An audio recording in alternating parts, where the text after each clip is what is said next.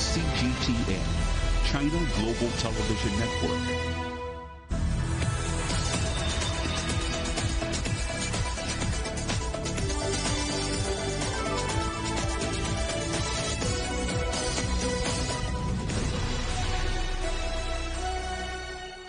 Live from London, this is Global Business. Hello and welcome to the programme. I'm Juliet Mann. And I'm Paul Barber. Our top stories. Almost 100 now dead as fighting rages in Sudan, and the military government outlaws the RFS paramilitary group. Ukraine calls for the reopening of grain export routes after Poland and Hungary block shipments, and Slovakia says it will follow suit. A French court acquits Air France and Airbus in a trial over the 2009 crash of a Rio to Paris flight that killed 228 people. And Elon, we have a problem. SpaceX postpones the launch of the world's biggest rocket for at least 48 hours.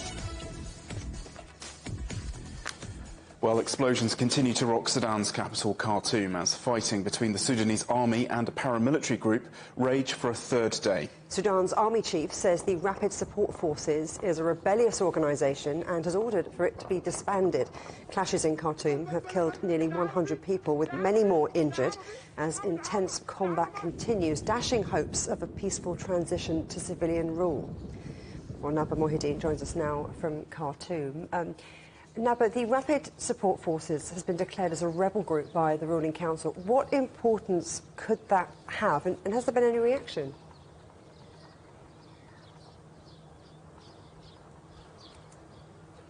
Sorry, I couldn't hear your question. If you can ask me again. How significant is it that the Rapid Support Forces has been declared as a rebel group?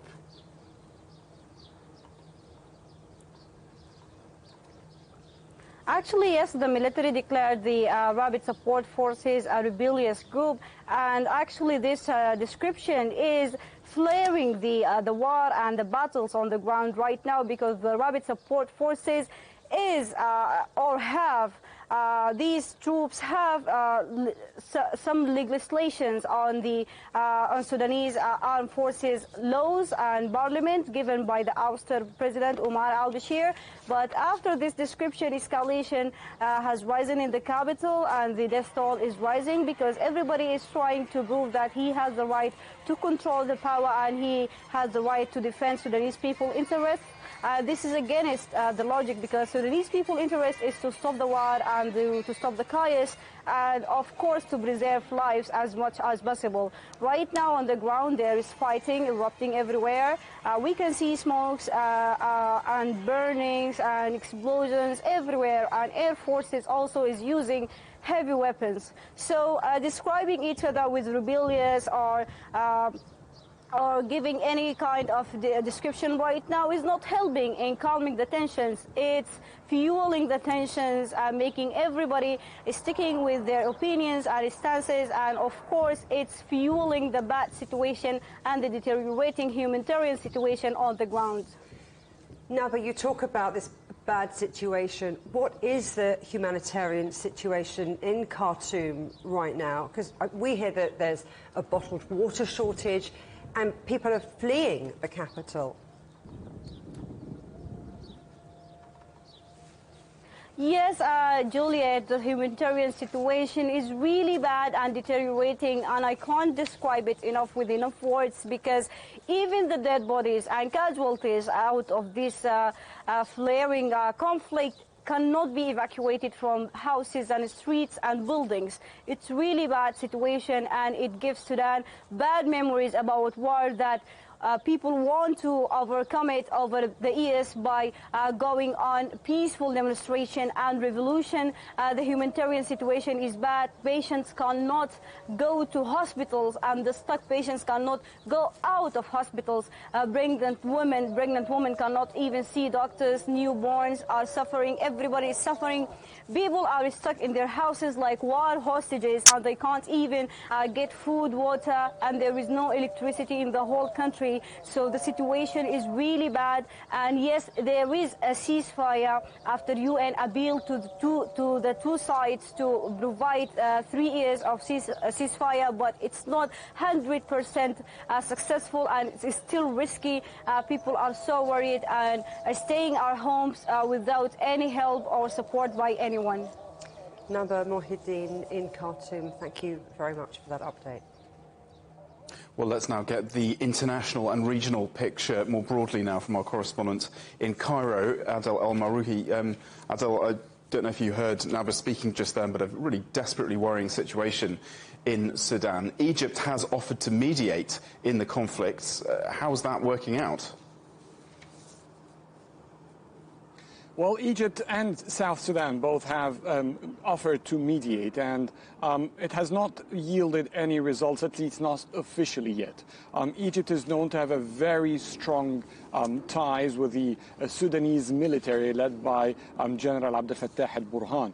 And since the overthrow of President al-Bashir, ties between Egypt and Sudan in terms of the transitional government led by the military, which before the deposing President Bashir was quite tense.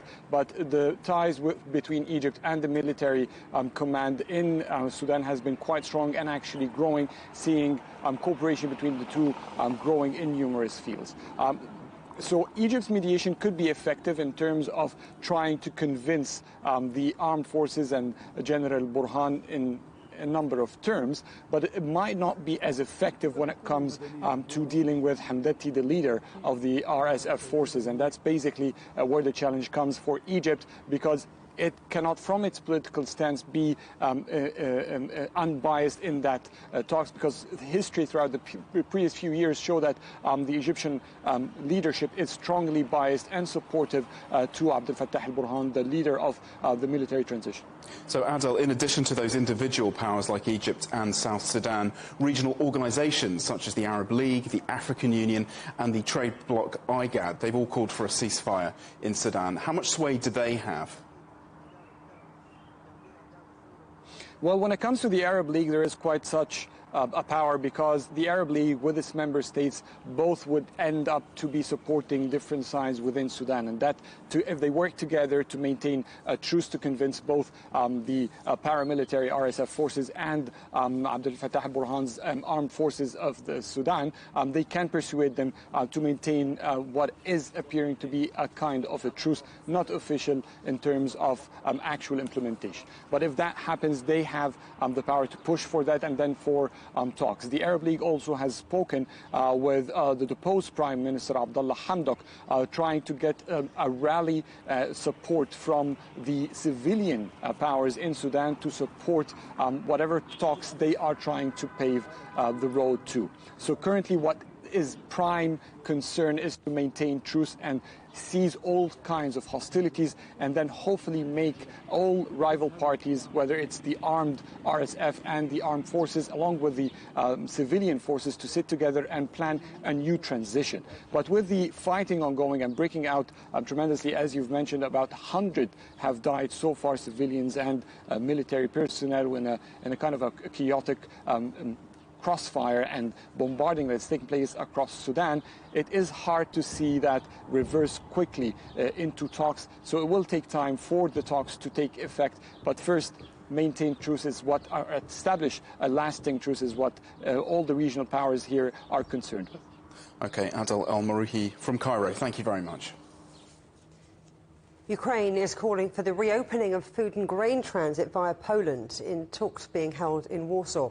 Poland and Hungary have banned some Ukrainian imports to protect their own local agricultural markets. That's right. Slovakia says it now plans to follow suit, but the European Commission rejects the bans, saying that unilateral moves on trade policy by individual member states will not be tolerated. Well, let's go now to Alex Cadier, who's in Brussels. Good to see you, Alex. Now, this ban by Poland and Hungary seems to have caught Brussels by surprise. Now Slovakia wants to do the same. What's the reaction? Well, yeah, there's been a bit of a domino effect, and that was best described by the Bulgarian agriculture minister. He said, look, one of the reasons why we are mulling a ban, that's why one of the reasons why we're thinking about this is because our neighbouring countries have done it. And so if there is a surplus of Ukrainian grain that can no longer go to Poland or Hungary or Slovakia, well, it might end up in Bulgaria, and we need to stop that from happening. So that's one aspect of why these countries are doing this. The other one, of course, is these EU solidarity lanes. These are rail and road routes that were put in place by the EU when Ukraine's export routes were jeopardized by Russia's invasion of the country. So the EU stepped in to provide alternatives. Now, the plan there was for the grain to be able to travel through the EU via rail routes or road freight routes as well, and then be exported onto the global market. But one of the unintended consequences is that some of this grain, some of these agricultural products, have ended up flooding markets much, much closer to Ukraine in those border regions. So these countries have stepped in and said, well, we need to ban these because our farmers and our agricultural industry is being threatened, particularly if you're the Polish government. They've got elections looming, and rural constituencies may be crucial there. So Poland really stepping in first. Now, a real reaction from those countries. The European Commission going to be in conversations with them. Talks earlier today between Poland and Ukraine, not leading to any resolution as things stand. Trade policy is of exclusive competence, which means that it's at European Union level that such decisions can be taken, and it's why we have been saying that unilateral action is not possible under EU trade policy. Alex, you mentioned those EU solidarity lanes. I mean, does this issue lie with maintaining safe grain routes across the Black Sea? Well, there's no direct link, because you've got an EU policy on the side, as you heard there, the EU reacting to this recent bans. This is an EU-alone policy, those solidarity lanes, and the Black Sea grain deal is brokered by the United Nations. Where it is directly linked is that if both of these routes break down, that Black Sea route, which is so crucial to Ukrainian grain exports and preventing an international global food crisis, Kyiv saying that that whole deal may be jeopardized because Russia is not allowing the inspection of certain ships, and the Kremlin, meanwhile, saying they are not particularly optimistic of a deal being extended. If that deal collapses, then there's even more pressure on those EU solidarity lanes. Even more grain will have to go through there, and so the mounting discontent, or at least the budding discontent by these EU member states, could really accelerate. So it's quite an interesting dynamic that both of these deals, so crucial both to the Ukrainian economy and to the prevention of a global food crisis, might be looking at some more tricky days to come. So really interesting to see those parallels. No direct link between the two, of course, because they're managed by different entities, but certainly adding more pressure on the European Commission and those member states to find a solution as quickly as possible. Alex Cadier in Brussels, thank you very much. And let's get some more analysis on this now from Arnaud Petit, who's Executive Director of the International Grains Council. Thank you very much indeed for being with us on CGTN. How worried are you about these deals breaking down? Well, I would say, in contrary of what a commentator said before, I wouldn't be so worried about the Black Sea Grain Initiative because we have a framework for the 120 days. And it is a possibility for Ukraine to export in average 3 million tons of grains every month, which is the current capacity what Ukraine can provide. So there is not a risk of limitation. And I would say maybe it's also reinforcing the need to have this Black Sea grain working along the next marketing year. So in that way, it's also, it can be seen another way rather than weakening the situation. And the second point is for EU, it is right that this marketing year EU was needed more grains due to poor harvest with the drought in South Europe. We are expecting a better harvest next year. So this is why maybe also the EU market will be not necessarily as much as it has been wide as it has been for the current year for the Ukrainian grains market. So you're saying there are other options. The European Commission, though, does seem to be quite upset about this. They said that unilateral moves will not be tolerated. Do they have any specific measures at their disposals that they could or should take? Well, it's, as it has been said, it is an EU competency when it is trade. So it might end up in a legal dispute, but I would say that's a reality. The best, would say, is to have a discussion between member states to find a common approach on the current situation. And how much of a case do these countries concerned have, Poland, etc., with their agriculture sectors? How much have they been affected locally by this cheap glut of grain? So, first of all, I would say the grains imported from Ukraine has not overflooded the EU market. If we look about the figures, indeed, EU farmers have been needed to work on their stocks rather than really on import. That's the first thing, because the maize production was very low last year. So it's not an overflooding on the EU market. But what we can see on some prices, it is right that in western part of Europe, the market is tight and the price continue to be high, when in the eastern part of Europe, we can see the price going down. And the main reason maybe is indeed the price development along the marketing year has been totally atypical on what we have. Usually we have the price going up along the marketing year with less availability, and this time indeed the price of wheat went down tremendously since November, which may have taken by surprise some operators, and now they have difficulties to sell, I would say, the commodities they have in stocks. All right, well, we'll leave it there. Thank you very much indeed, Arnaud Petit from the International Grains Council. Thank you very much. Thank you for having me in the program. Coming up...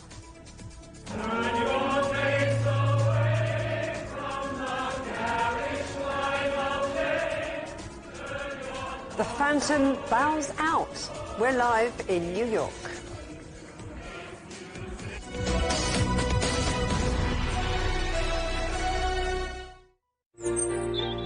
Ever wondered what's the difference between a bear and a bull market? Where are the cash cows? And who are the lame ducks? And what exactly are black swans? Grey rhinos? And unicorn companies?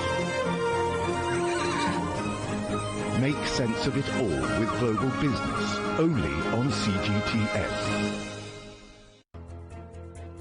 There's a new agenda for a new world, accelerating change in almost every part of our lives. It's shifting the norms of how we work, travel, and connect.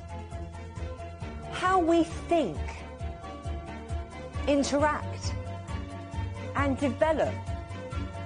It's a new reality, a new agenda with me, Juliette Mann.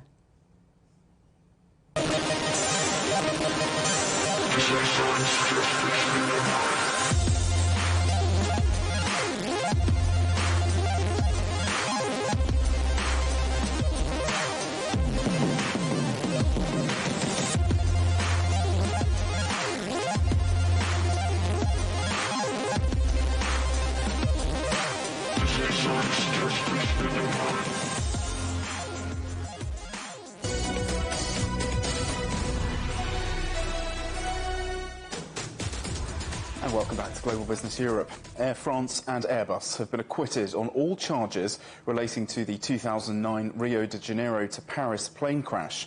A French court cleared the companies of any criminal wrongdoing. 228 people died when Air France Flight 447 lost control and plunged into the Atlantic Ocean. Natalie Melhus reports. Over the last 9 weeks, the court in Paris heard from aviation experts, pilots, air traffic authorities, and the testimonies of relatives of those who died. The case against the two aviation giants was first dismissed a decade after the air disaster, with prosecutors citing insufficient evidence to try Airbus or its operator Air France for involuntary manslaughter. Following an appeal by victims' families, the court reviewed its position. How today can companies make mistakes like that? We are told that without this it would certainly not have happened, and yet they are released. So I must admit that today I have a hard time understanding the justice system in my country. It doesn't make sense to me. Depuis 5022 jours. For 5,022 days, we have been working to obtain information. We have been looking for the plane. We have been waiting for a trial. We have obtained a trial, and we have been waiting for an impartial judgment. This has not been the case. We are appalled. The plane's pitot probes froze over during a mid-Atlantic storm and buckled the plane's navigation system, triggering alarms in the cockpit and shutting down the autopilot function. The families believe this was a breach of safety protocols and negligent maintenance. Throughout the trial, representatives of Airbus and Air France maintained the companies weren't at fault. Instead, they blamed the pilots' poor crisis handling. The court also determined the companies weren't liable for the malfunctions and resulting deaths. Natalie Malchas, CGTN, Paris. Elon Musk's company SpaceX has postponed the debut launch of the most powerful rocket ever built, just minutes away from countdown. The towering Starship rocket was due to take off from the Gulf Coast of Texas. Our correspondent Tony Waterman is in Austin, Texas. Good to see you, Tony. So what went wrong? And I expect it's a big disappointment over there. Yeah, so SpaceX is saying that there was an issue with the pressurization system within the Super Heavy boosters. And in a tweet, Elon Musk, who of course owns SpaceX, says that it appears as if one of the pressure valves froze over. So today's launch was scrubbed, and just minutes before it was meant to take place. And of course, that was very disappointing, especially for the thousands of people who had lined up to watch this rocket be shot off into the sky. But the truth is that pulling off these maiden launches is extraordinarily difficult, and Musk himself was even downplaying expectations ahead of this launch. He said that success was going to be unlikely and that it was fundamentally a very difficult thing to do. And no one here, not Elon Musk, SpaceX, NASA, no one wants to take any sort of chances. There are no humans on board this rocket, but there are tens of thousands of hours of research, years of testing, and billions of dollars that have been invested. So the last thing anyone wants to see is a problem go wrong. Worst case scenario, this rocket blowing up. It is considered to be revolutionary in the space industry. It is the most powerful rocket that's ever been built. It is the largest. We're talking 30 meters taller than the Statue of Liberty. And crucially here, it is meant to be fully reusable. So once it gets shot up into space, it comes back down and is used in future missions, which means that it could significantly reduce the costs of space travel and completely change, really, the space industry. Today's attempt, though, wasn't a waste in any sense of the word, though, because you had the SpaceX engineers carrying out what is known as a wet dress rehearsal. So they essentially continued going through all of the steps as if the launch was going to take place, all the way down to 10 seconds on the countdown clock, just to ensure that all the other systems inside this rocket are fully functioning. So I suppose the big question is, when's the next possible launch? And you've told us a little bit, but give us a little bit more detail about what this Starship rocket project's all about.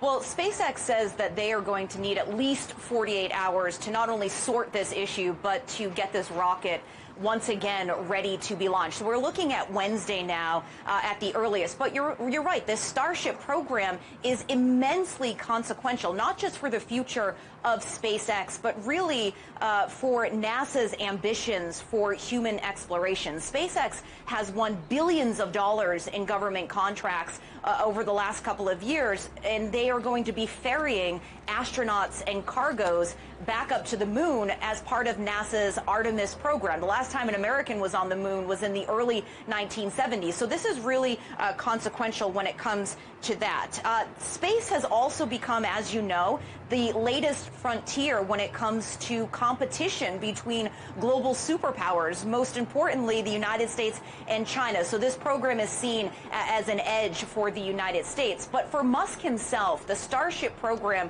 is really hearkening back to SpaceX's fundamental and founding purpose, and that is colonizing and traveling to Mars, the red planet. So if you're able to reuse these rockets, you could see that they could go up to Mars, then reused to come back down to Earth. So that's really his vision. But this program, very, very consequential. And again, something that could completely revolutionize not just how humans travel, but how businesses interact with space. It's exciting stuff. Well, we look forward to hearing more from you, hopefully on Wednesday. Tony Waterman in Texas. Thank you. Now, Hong Kong's finance official Christopher Hui is on a visit here to the UK to promote the city's financial services and to strengthen ties. Hui is expected to introduce the latest developments in Hong Kong's fintech and green finance. It's the first ministerial-level visit by an official from the Chinese territory in more than 3 years. Well, our correspondent Li Jianhua joins us now here in the studio for a bit more on this. Hi, Jianhua. Good to have you here on set. So, Hong Kong is home, of course, to 800 fintech companies, a lot of fintech companies. How crucial is that sector to helping the financial hub's economic recovery? Yeah, of course. Just in case that some of our viewers probably wouldn't know what fintech is, it's basically a combination of two words, technology and financial, which describes the use of technologies to deliver financial services. In layman's terms, let me give you some examples. Like we have online payment, Alipay, WeChat Pay, Apple Pay, and also you can open a bank account without physically going to the bank. So those are all about the fintech technology. So all of the innovators, entrepreneurs, the policymakers, and possibly some potential investors have gathered today in London to talk about fintech and to see how it can help with economic recovery. So how? So there are a couple of advantages when it comes to fintech. For one thing, that is speed and convenience. Let's say that you can open a bank account now, probably from the studio, so this is fast. You don't have to go to the bank. And also you can have more choices and personalize the products. Let's say that you want to manage your wealth, and then of course we all have different habits and we have different spending, and then so you're going to personalize and customize your own products, and also cheaper deals, mostly because business professionals don't have to invest in infrastructure, so we're going to have cheaper deals, and all of those advantages will help contribute to economic recovery. And earlier, I talked to King Leon, who is the head of FinTech Invest Hong Kong, which is also one of the sponsors of today's event. Let's take a listen. Well, at the end of the day, FinTech is about bringing efficiency to financial services. And what that means is the services that used to be not accessible by the general public now become a lot more affordable. Now, one example is on wealth management. So typically in the old days, we always thought about wealth management to be kind of reserved for only the elites, or those with deep pockets. But now with the automated, the AI engine, the robo-advisor, so all these, I would say, bespoke financial advisory can provide that via an app with a much, much lower threshold. So lots of opportunities for growth in the fintech sector, but let's talk about this visit in particular and what Hui, being in London, being in the city, what that's going to mean for China-UK ties. Yeah, it's going to be a lot, and it's not only about China-UK, it's also about China and the EU, because we was in Belgium, so yesterday, 2 days ago.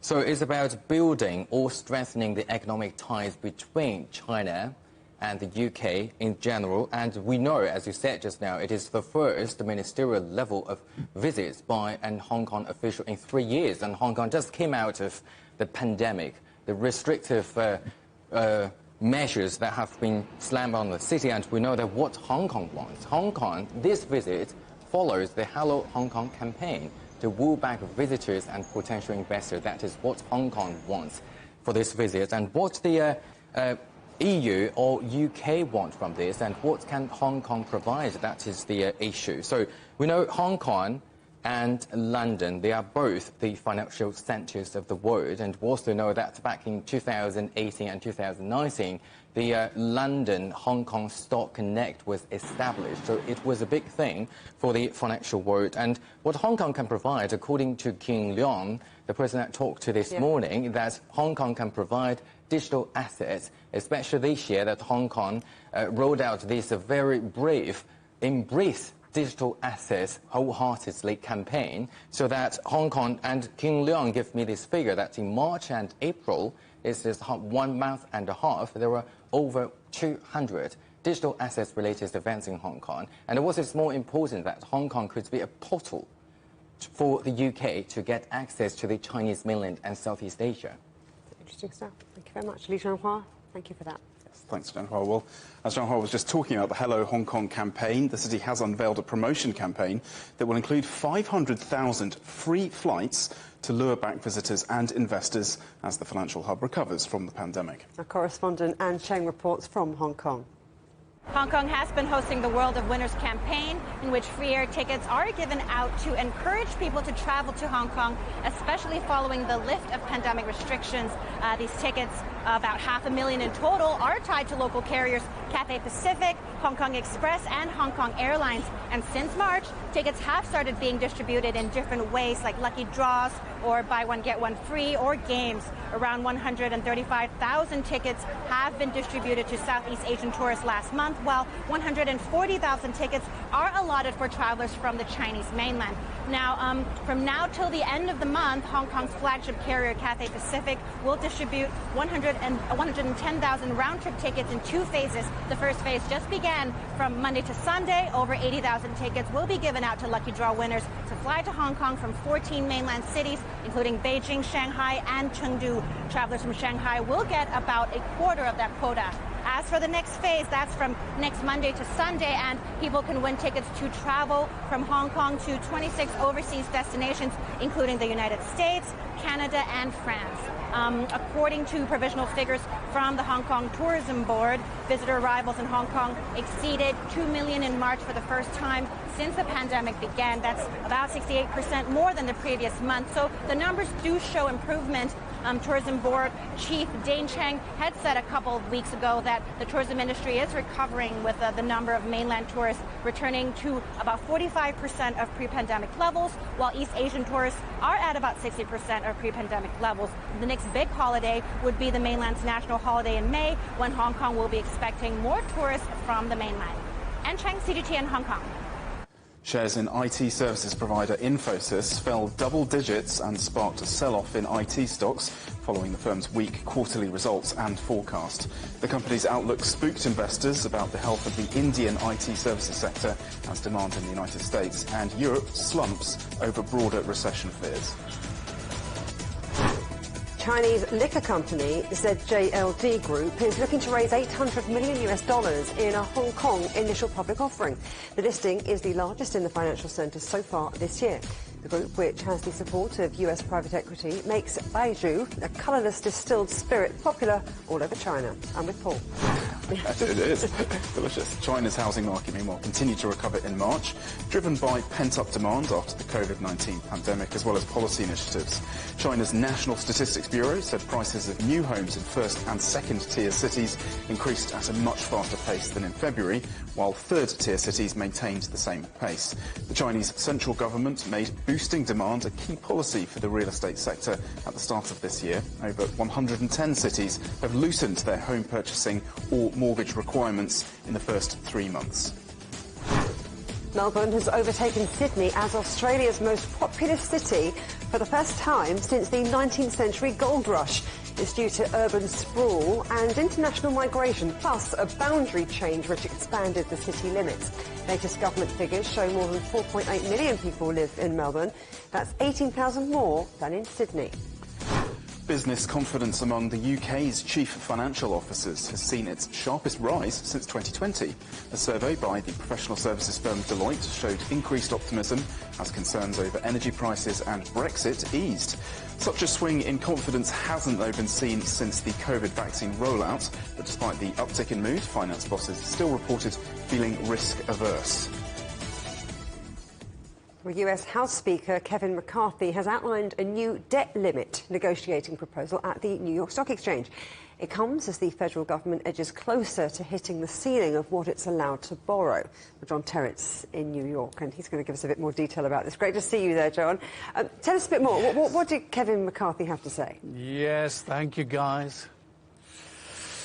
Well, first of all, who is Kevin McCarthy? Well, he's the Speaker of the House of Representatives, OK, and as such, he's third in line to the presidency. So if anything happens to the president or the vice, then the Speaker steps up. And obviously we hope that doesn't happen, but that's what would happen.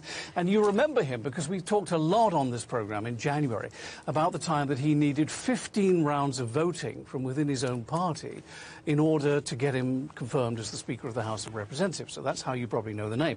Anyway, the point about today's visit here was that the US US is about to run out of its borrowing power sometime between July and September. We don't know the X marks the spot date yet, but it will be sometime between July and September of this year. And the Treasury in Washington is already taking extraordinary measures to try and make sure that the money doesn't run out any sooner by basically robbing Peter to pay Paul. And the US is pretty much the only country in the world that needs to do this. It needs congressional approval to raise the debt ceiling.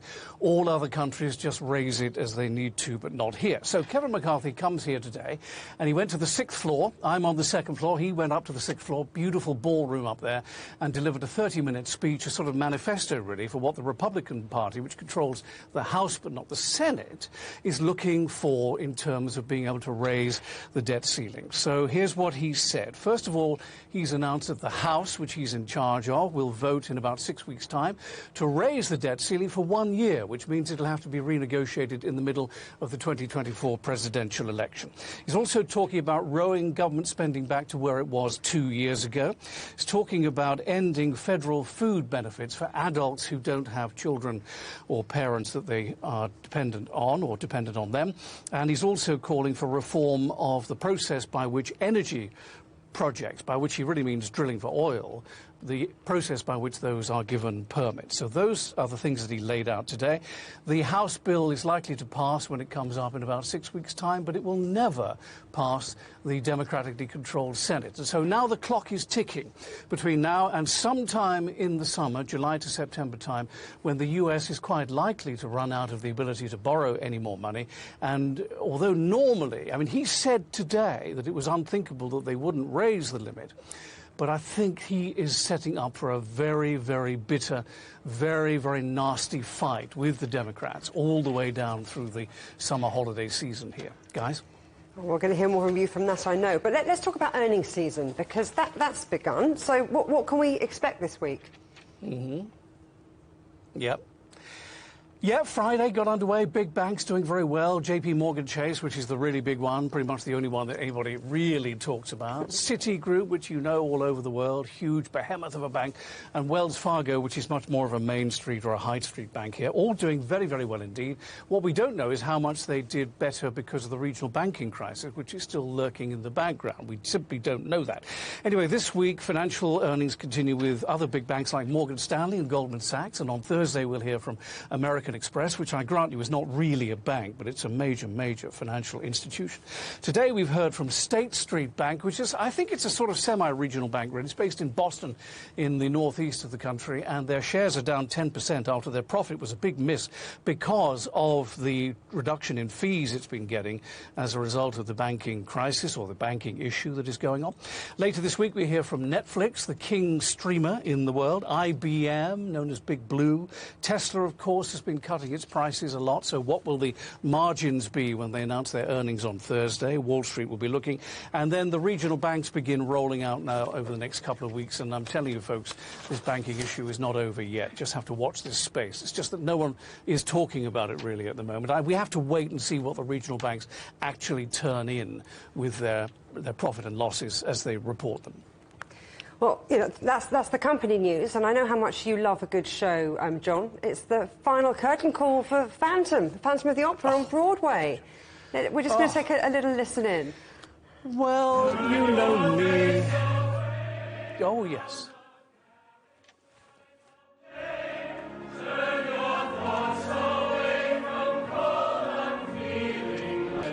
John, 20 million people, $1.4 billion in ticket sales. Quite a few of them to you, I'd expect. Not a bad run. I know. I mean, really, I was so emotional yesterday, as we all were on Broadway, all of us friends of the stars here in New York. We don't just do business, you know, we do show business as well here in New York, as you know. And Cameron was there, and Andrew was there, and I was there. Actually, I wasn't there. I lied to you. I lied. I wasn't there. But I do know that the show came off. And actually, Juliet, seriously, here's the point. The point is that this was the last chance in the world to see the original Broadway production, the big one, the full orchestra, the full set, the full Monty, basically, as directed by Hal Prince, which started way back in the 80s. Now, all the other versions that are playing now around the world, including the West End in London, are trimmed down, slimmed down versions. And now, I thought I was going to give you an exclusive, but Cameron himself, my mate Cam, is already hinting that there will now be a touring version of Phantom in America, and that the show will come back in its trimmed-down form, probably in 2024. So I suspect we haven't seen the last of it, but that yesterday was the last of the really, truly big, original 35-year-old production. The next one that comes in will be much trimmed down, and the reason for that is that the unions in New York are very, very powerful. They have very strong bargaining power, unlike they do in other parts of the world, including the West End, and that is why he couldn't just close the show one day and reopen it with a different version the next. There has to be a gap, and that is what happened. I think the chandelier will be falling again, Juliet. I was going to say that they can put that in storage and use that same chandelier for the next production. I hope so. You've got to make savings these days, cost of living crisis. John Terrett in New York, thank you. Anyway, I must go. I've got a show business lunch to go to. And the show must go on. The show must go on. Oh. Such a lovey, isn't he? Well, do keep up with the news from China and our correspondents around Europe. Head over to the app on the Telegram app, that is, on your phone, and search CGTN Europe. Follow the channel to get updates sent directly to your phone, including pictures, features and interviews that explain the events driving the news agenda. You're watching CGTN. Still ahead, we're in Hanover to talk tech as the world's leading trade fair kicks off in Germany.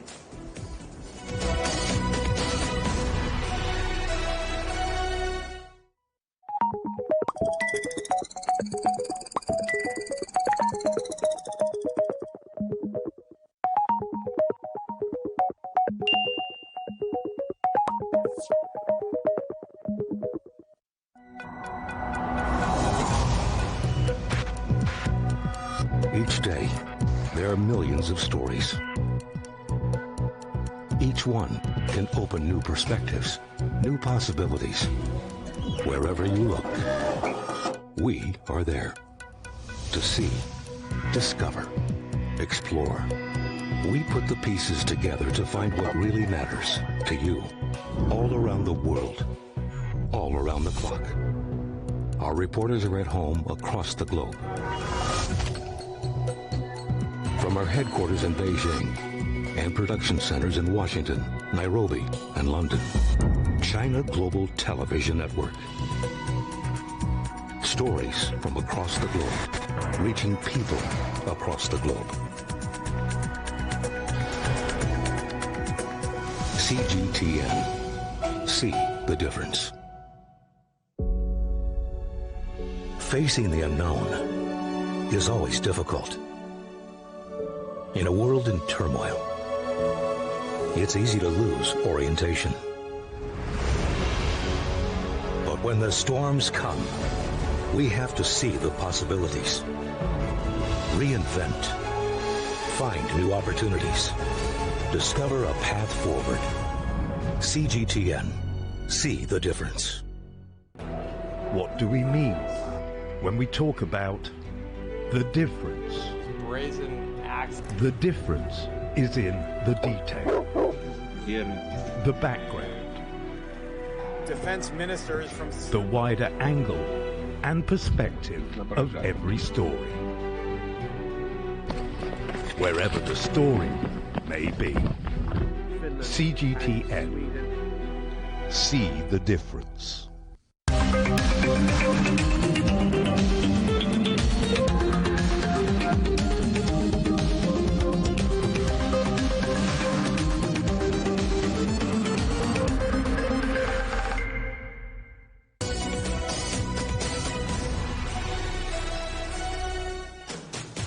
Hello there, welcome back to Global Business Europe with Juliet Mann and Paul Barber. The headlines again.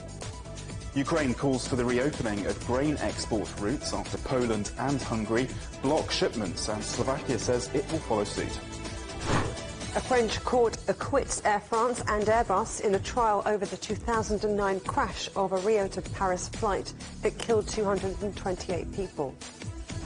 And almost 100 now dead as fighting rages in Sudan, and the military government outlawed the RSF paramilitary group. Sudan has had a long and bumpy journey since independence in the 1950s. CGTN correspondent Michael Voss explains the events that have led up to the current violence. Sudan is no stranger to bloody conflict. Since independence in 1956, it suffered 2 separate civil wars and the conflict in Darfur. That's where both the current adversaries made their names. General Abdel Fattah al-Burhan was the army commander in Darfur. It was also where Mohammed Hamdan Dagalo, known as Hemeti, first came to prominence, leading a paramilitary group which formed the basis of today's RSF, the Rapid Support Force. The origins of the current battles go back to the overthrow in 2019 of the long-standing dictator President Bashir, following a popular uprising. General Burhan was appointed head of the Transitional Military Council, effectively the de facto ruler of Sudan. Both continued to pledge a transition to civilian rule. This is a transitional period. We plan that it will last for 1 year only, after which political powers rule as they wish. We want free and fair elections, and for the Sudanese people to elect whom they want. But attempts to form a military-civilian administration on the road to a civilian government was short-lived. In 2021, a military coup removed the civilian prime minister. The military now took control, and with General Burhan looking on, the head of the paramilitary RSF, General Dagalo, was sworn in as deputy head of the Transitional Council, the effective deputy head of state. But the handshake and cooperation between the two men was short-lived. Part of the move to civilian rule involved merging the RSF with the regular army. Disagreements over how this would work and the ambitions of these two powerful military figures are behind this latest outburst of fighting. Michael Voss, CGTN. Now, one of the world's largest industrial trade shows is opened in the German city of Hanover. The main innovations are focusing on climate-neutral production, energy efficiency and the simplification of automation. Our correspondent Peter Oliver joins us now from the fair. So, Peter, where's the focus for businesses this year? Right, well, in opening up this year's Hanover Messe, Chancellor Olaf Scholz said he wanted to see Germany's industrial awakening. And really what he's looking for from that is that to be done through clean energy. He needs the power in order to give German industry that springboard, and he wants that energy to be generated without putting carbon into the atmosphere. Hydrogen is the key word at this year's Hanover Messe. In fact, the largest display, the largest exhibition of hydrogen energy anywhere in Europe is on display here. We'll have much more from that throughout the week, but we're also going to be looking at new jet fuel technologies that are going to be on display here, involving just water, CO2 and sunlight in order to power jet travel. We're also going to be looking at how AI can be used in manufacturing in order to streamline processes there. In fact, I've been told I'm going to get to play with some robots a little later in the week, which I have to tell you I am very excited about. There is a feeling of excitement around this year's Hanover Trade Fair because it's really the first one back since the COVID pandemic. It had been taking place last year, but really following the virus and following problems that were caused by basically not being able to get things here through problems with supply chains. This is the first time it's been here red in tooth and claw, and it certainly is back with a bang, and we'll be looking to see what's on display. As I said, keep an eye out for some developments with hydrogen technology. We'll be keeping a great eye on those, a close eye on those developments, and bringing you all of the latest here on CGTN. Excellent. We certainly will, Peter. We're excited for you. We can't wait to see you and your robot friends very soon here on the programme. Thanks very much, Peter in Hanover. Well, Russia's President Vladimir Putin has been holding talks in Moscow with China's Defence Minister Li Shangfu. Now, both men hailed their countries' close military connections. President Putin says Russia and China were exchanging information and taking part in joint exercises involving ground, naval and air forces. The meeting marked the start of Li's 4-day trip to Russia. He said ties with Russia were very stable. At least 12 people have died from sunstroke after attending an awards ceremony in India's Maharashtra state. Hundreds of thousands of people attended the government-sponsored function on Sunday for 5 hours in the blazing sun. Temperatures reached 38 degrees Celsius. Dozens of other people were hospitalised. Political leaders from the past and present, including Bill and Hillary Clinton, are in Belfast for a major conference 25 years after Northern Ireland's Good Friday Agreement was signed. George Mitchell, the former US Senator who chaired the 1998 negotiations, hailed the deal as an example to other troubled areas of the world. He urged current regional leaders not to let it slip away. We are living in fractured times. We need you. We need your ongoing patience, stamina and perseverance.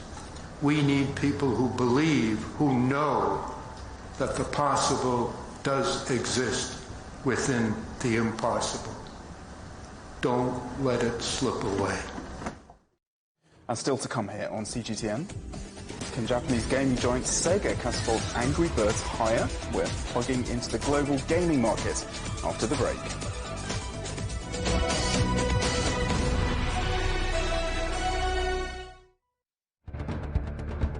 Events have consequences. Words create impact. Unprecedented scenes that we saw. The clean-up operation is now well and truly underway.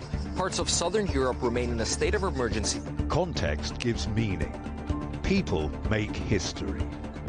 Far more than 1,000 people have come here today. But authorities are still on high alert. So into the attention of world leaders. A complex world demands a comprehensive view. But with the cleanup efforts more or less under control, the economic impact is bound to ripple across the country. There's plastic pollution everywhere. Because the world today matters for your world tomorrow. This is the living area of the crew. And in these mountains, they recently finished building a power plant. Well, this is something completely different. The world today, every day on CGTN.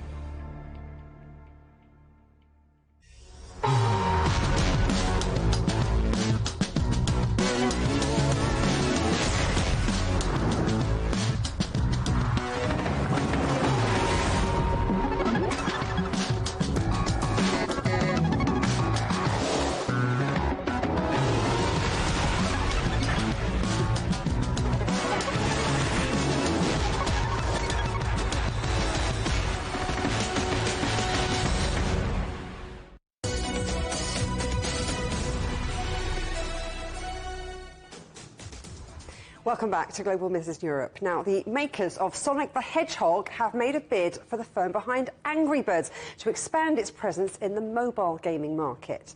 Now, Japanese gaming giant Sega Sammy has agreed to buy Angry Birds maker Rovio for $776 million. The global gaming market is projected to grow to more than $263 billion by 2026, with mobile gaming expected to increase by 56%. Angry Birds was the first mobile game to be downloaded 1 billion times, and the brand has also produced movies. Last year, Rovio said downloads across its portfolio of games had reached 5 billion. Well, Serkan Toto is CEO of Kantan Games, a Japanese game industry consultancy. Thanks ever so much for joining us. I mean, this is exciting stuff. Not a surprise that Rovio was a takeover target, but did you expect the buyer to be Sega? Not at all. You know, I think that nobody in the industry had Sega as a potential acquirer of Rovio in their bingo card. So this news over the weekend came totally out of the blue for everybody. It's a big number deal. I mean, Sega thinks mobile gaming is very much the future, but did you think it was money well spent? Yeah, so, you know, a couple of days ago, the Saudi Arabian Public Investment Fund paid $5 billion for a Rovio competitor in Los Angeles. So compared to that, this deal is actually quite small when you compare it to that one. So I think that in my personal view, Sega could have gone for another publisher that maybe has like more IP, that is more diversified than Rovio, because Rovio has Angry Birds, but it doesn't have really much else in terms of IP. I think it will take maybe 2 or 3 years until we figure out if that was actually money well spent by Sega. I mean, I've got visions of Angry Birds and Sonic the Hedgehog as a sort of movie collaboration. But look, what's it going to mean for gamers? Yeah, so I think that Sega itself says, that they want to have more exposure in the mobile gaming market. You just quoted some numbers. The mobile gaming market is massive, and Sega, at least outside Japan, inside Japan they're doing okay with mobile games, but outside Japan, Sega's footprint is very, very small actually, right? So despite them sitting on IP like Sonic the Hedgehog, they could actually never make it on mobile in the West, for example. But that changes with the Rovio acquisition, because Angry Birds it's not the giant it was 7-8 years ago, but it's still a very valuable IP with a super high brand recognition. So you the assumption that Sega will use Rovio's expertise to bring their IP, their games, some of their ideas to Western markets on mobile. That's the thing, isn't it? It's not just the games, it's the people, the brains behind it that are creating it all. Now, you mentioned that other huge deal, but let's talk about consolidation in the sector. I mean, is competition a concern? I'm thinking about the Microsoft Activision Blizzard deal. Yeah, so that one is the biggest deal in the history of gaming altogether, right? So, but you can see like a certain streak of mega deals in the last 2 to 3 years, and people thought that in tandem with global like stagnation or like even decline of the economy that a lot of countries are seeing across the world, that it will actually impact the gaming industry in terms of valuations and deals and things like that. But we are just 3.5 months into 2023, and we already seen 2 mega deals in the gaming industry, and I think that there's a couple more coming by the time we reach December of this year. So I think that this is not the end of the road. Serkan Toto, thank you very much. Thank you. Now finally, at the World Snooker Championship, China's top player Ding Junhui's quest in the tournament came to an end after he lost 6-10 to his opponent, the Iranian player Hussein Vafai. Ding is considered the most successful snooker player in Asia. Before the game started, our team sat down with the former world #1 to ask him some quick-fire questions about his life. So do head over to our social media accounts to hear Ding talk about his favourite music, food, and what he loves and hates about the UK. Can't imagine what he could possibly hate about this country. Nothing to hate. Maybe the weather, but not today. Beautiful day. Let's remind you of our main stories. Almost 100 now dead as fighting rages in Sudan, and the military government outlaws the RSF paramilitary group. Ukraine calls for the reopening of grain export routes after Poland and Hungary block shipments, and Slovakia says it will follow suit. And a French court acquits Air France and Airbus in a trial over the 2009 crash of a Rio to Paris flight that killed 228 people. And that's it for Global Business Europe. Thank you for watching. There's more on all of our stories at europe.cgtn.com. and do follow CGTN Europe on Twitter, Facebook and Instagram. And you can go to CGTN Europe channel on the Telegram app or scan the QR code on the screen to get stories and updates sent direct to your phone. Coming up next on CGTN is Africa Live, but we'll see you again tomorrow. Same time, same place. From all of the team here in London, goodbye.